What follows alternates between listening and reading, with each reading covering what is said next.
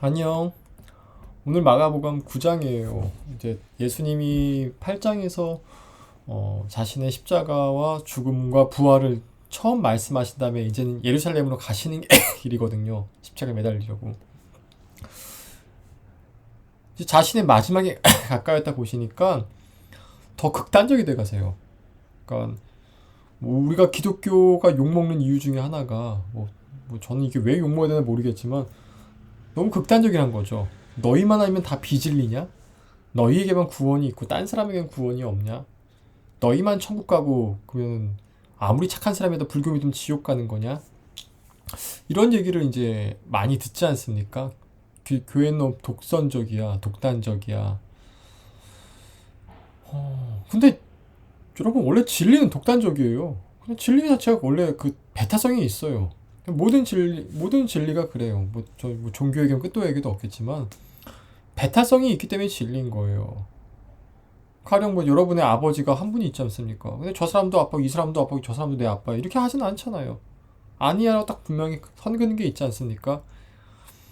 뭐 일본도 한국이고 한국도 한국이고 중국도 한국이고 이런 거 불가능하잖아요. 그런 것처럼 진리가 배타성이 있어요. 근데 그 배타성이 이제부터는 더 확연하게 드러나요. 그리고 그 배타성이 전 영역에서 나와요. 한번 읽어볼게요. 오늘부터는 좀 긴장됩니다. 9장이에요. 또 그들에게 이르시되 내가 진실로 너희에게 이르노니 여기 서 있는 사람 중에는 죽기 전에 하나님 나라가 권능으로 임하는 것을 볼 자들도 있느니라 하시니라. 엿새 후에 예수께서 베드로와 야고보와 요한을 데리시고 따로 높은 산에 올라가셨더니 그들 앞에서 변형되사 그곳이 광채가 나며 세상에서 빨래 하긴 자가 그렇게 희귀할 수 없을 만큼 매우 희어졌더라. 이에 엘리야가 모세와 함께 그들에게 나타나 예수와 더불어 말하거늘 베드로가 예수께 고하되 랍비여 우리가 여기 있는 것이 좋사오니 우리가 초막 셋을 짓되 하나는 주를 위하여 하나는 모세를 위하여 하나는 엘리야를 위하여 하사이다 하니 이는 그들이 몹시 무서워하므로 그가 무슨 말을 할지 알지 못함이더라. 마침 구름이 와서 그들을 덮으며 구름 속에서 소리가 나되 이는 내 사랑하는 아들이니 너희는 그의 말을 들으라 하는지라. 문득 둘러보니 아무도 보이지 아니하고 오직 예수와 자기들 뿐이었더라. 그들이 산에서 내려올 때에 예수께서 경고하시되 인자가 죽은 자 가운데서 살아날 때까지는 본 것을 아무에게도 이르지 말라 하시니 그들이 이 말씀을 마음에 두며 서로 문의하되 죽은 자 가운데서 살아나는 것이 무엇일까 하고 이에 예수께 묻자와 이르되 어찌하여 서기관들이 엘리야가 먼저 와야 하리까 하나이까 이르시되 엘리야가 과연 먼저 와서 모든 것을 회복하거니와 어찌 인자에 대하여 기록하기를 많은 고난을 받고 멸시를 당하리라 하였느냐. 그러나 내가 너희에게 이르노니 엘리야가 왔으되 기록된 바와 같이 사람들이 함부로 대화하였느니라 하시니라. 이에 그들이 제자들에게 와서 보니 큰 무리가 그들을 둘러싸고 서기관들이 그들과 더불어 변론하고 있더라. 온 무리가 곧 예수를 보고 매우 놀라며 달려와 문안하거늘 예수께서 물으시되 너희가 무엇을 그들과 변론하느냐.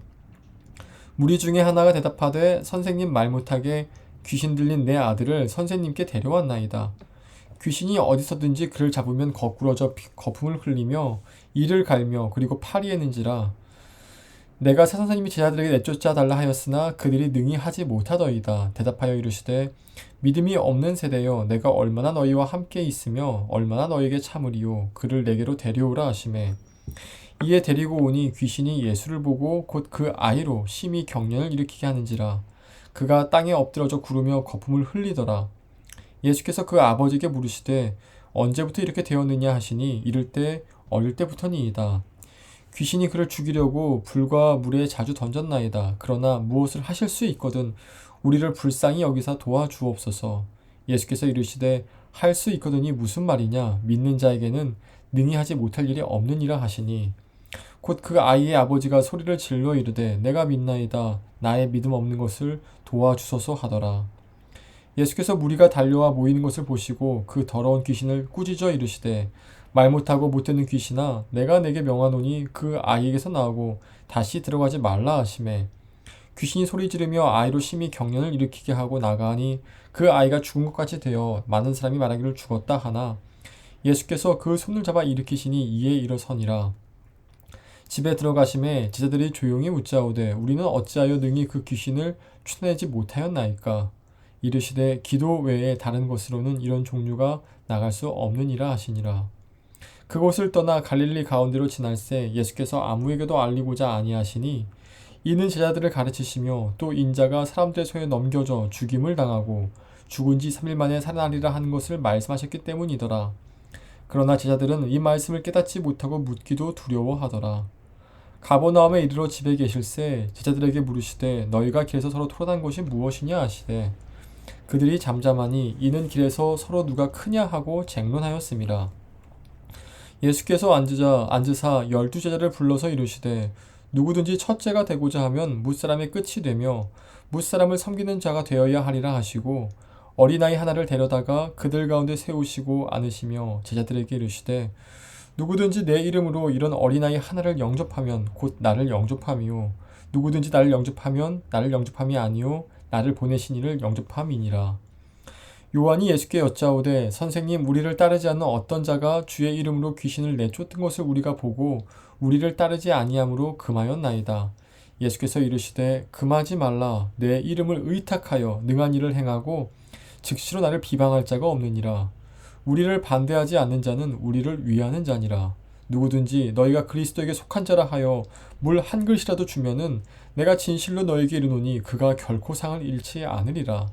또 누구든지 나를 믿는 이 작은 자들 중 하나라도 실족하게 하면 차라리 연자맷돌이 그 목에 매여 바다에 던져지는 것이 나으리라. 만일 내 손이 너를 범죄하게 하거든 찍어버리라. 장애인으로 영생에 들어가는 것이 두 손을 가지고 지옥 곧 꺼지지 않는 불에 들어가는 것보다 나으니라. 만일 내 발이 너를 범죄하게 하거든 찍어버리라. 다리 저는 자로 영생에 들어가는 것이 두 발을 가지고 지옥에 던져지는 것보다 나으니라.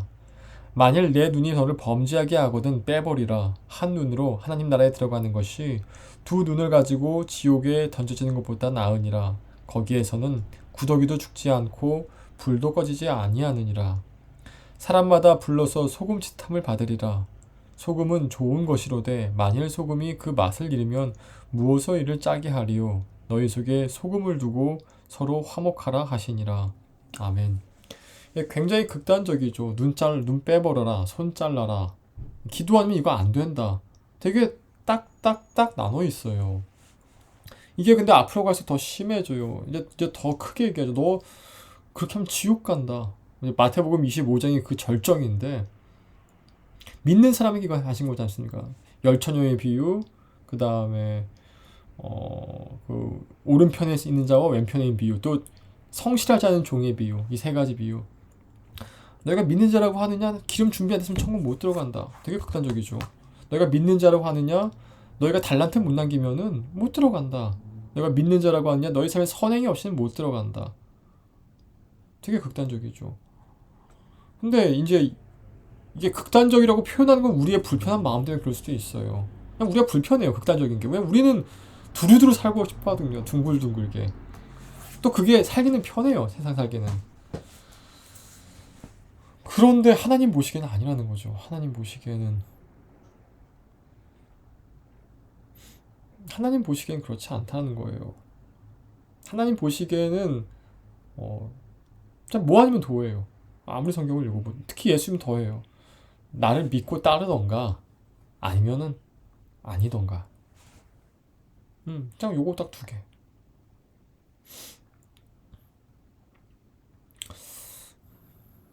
이 땅에서 편한 방식으로 신앙생활을 하는 게 어쩌면은 마귀의 미혹이라는 생각도 많이 들었어요. 어제 뭐 이런 설교를 들으면서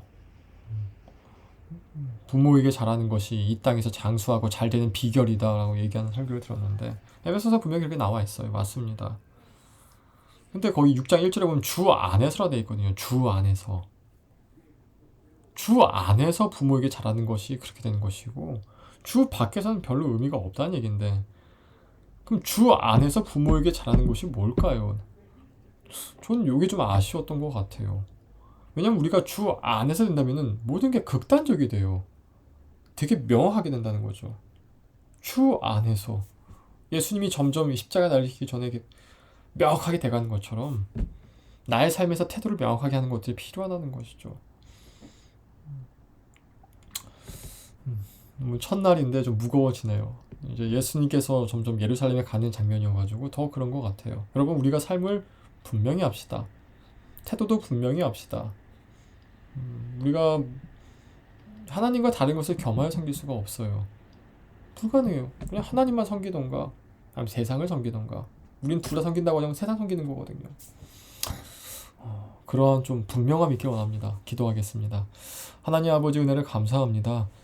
아버지, 예수께서 말씀하신 그 극단적인 삶의 레디컬한 삶의 방식들이 불편하게 여겨진다 할지라도 따라가게 하소서. 사람의 눈치보다 주님의 눈을 더 주목하기 원합니다. 주님 따라가게 하소서. 감사드리며 예수님의 이름으로 기도합니다. 아멘. 내일 봅시다.